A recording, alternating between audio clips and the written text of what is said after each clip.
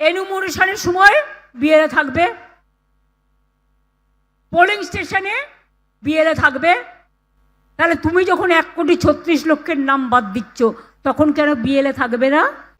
অভিষেক বন্দ্যোপাধ্যায়ের পর এবার মমতা বন্দ্যোপাধ্যায়। বিএলএরা শুনানি কেন্দ্রে থাকতে পারবে না। সূত্রে খবর, রবিবার একথা পরিষ্কার জানিয়ে দেওয়া হয়েছে নির্বাচন কমিশনের তরফে। তার 24 ঘন্টার মধ্যেই শুনানি কেন্দ্রে বিএলএদের ঢুকতে দেওয়ার দাবিতে এবার সরব হলেন মমতা বন্দ্যোপাধ্যায়। প্রত্যেকটা বিএলএ দেখবেন, যতক্ষণ পর্যন্ত জেনুইন ভোটারের নাম না উঠছে কেউ এলাকা ছাড়বেন না।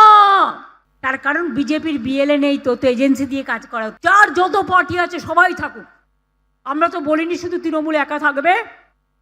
কারো যদি না থাকে আমি কি করতে পারি? তোমাকে কি আমি সাজিয়ে দেবো?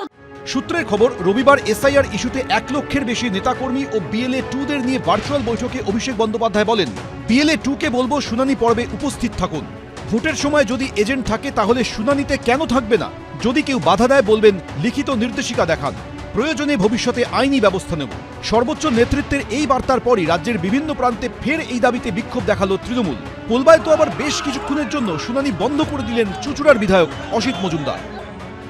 এর মধ্যেই চাঞ্চল্যকর অভিযোগ করেছেন কামারহাটির বাসিন্দা এই যুবক। আমাকে যা যা ডকুমেন্টস দিতে বলেছিল সব দিয়েছি।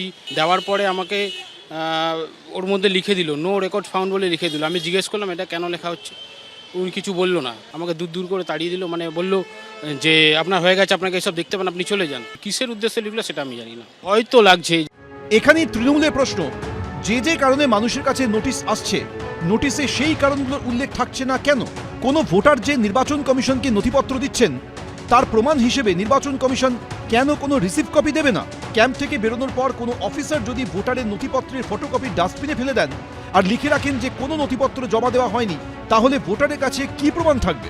এই কাজগুলো ক্যাম্পের ভেতরে করার জন্যই কি রাজনৈতিক দলের বিএলএদের উপস্থিত থাকার অনুমতি দিচ্ছে না নির্বাচন কমিশন?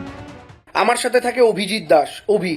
কখনো আমার ছবি তুলে দেয়, আমার সাথে রাজনৈতিক বন্ধু, আমার সঙ্গেই থাকে বিভিন্ন প্রোগ্রামে। যে ওর বাবা, ওর মা, ওর দিদি, ওদের 4 জনেরই এসআইআর এর নাম উঠে গেছিল ড্রাফট লিস্টে।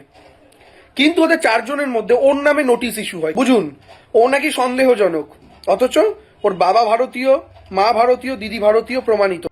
বিএলএ 2দের শুনানিতে থাকতে দেওয়ার তৃণমূলের দাবিকে কটাক্ষ করেছে বিজেপি। চলে যান সুপ্রিম কোর্টে, একদম পরিষ্কার। আসলে কোথাও পারছে না, সব জায়গায় মিথ্যে মিথ্যে আর মিথ্যে। মমতার মিথ্যে মানুষ ধরে ফেলেছে, কেউ আর উত্তেজিতও হচ্ছে না। আমরা দেখতে পাচ্ছি পশ্চিমবঙ্গে হিয়ারিংয়ে থাকা না থাকা দুটোই সমান হয়ে যাচ্ছে বিএলএ 2দের জন্য। তার কারণ পশ্চিমবঙ্গে যারা ওপর মহলের নির্বাচনের দায়িত্বে রয়েছেন, তারা কেন্দ্রের শাসক দল বিজেপির হয়ে কাজ করছেন। কার কার হিয়ারিং হবে কারোর কাছেই নেই সেই খবর, কিন্তু তলায় তলায় তৃণমূলের লোকেদের কাছে রয়েছে, যারা ইতিমধ্যেই এই হিয়ারিং প্রসেসের ভেতরে বাইরে থেকে সম্পূর্ণ ইন্টারফিয়ারেন্স তৈরি করার চেষ্টা করছে। 7ই ফেব্রুয়ারি পর্যন্ত চলবে এসআইআর এর শুনানি পর্ব। শুনানির পর 14ই ফেব্রুয়ারি চূড়ান্ত ভোটার তালিকা প্রকাশ হবে। আশাবুল হোসেন, আবির দত্ত, উজ্জ্বল মুখোপাধ্যায়, এবিপি আনন্দ। এবিপি আনন্দ, এগিয়ে থাকে, এগিয়ে রাখে।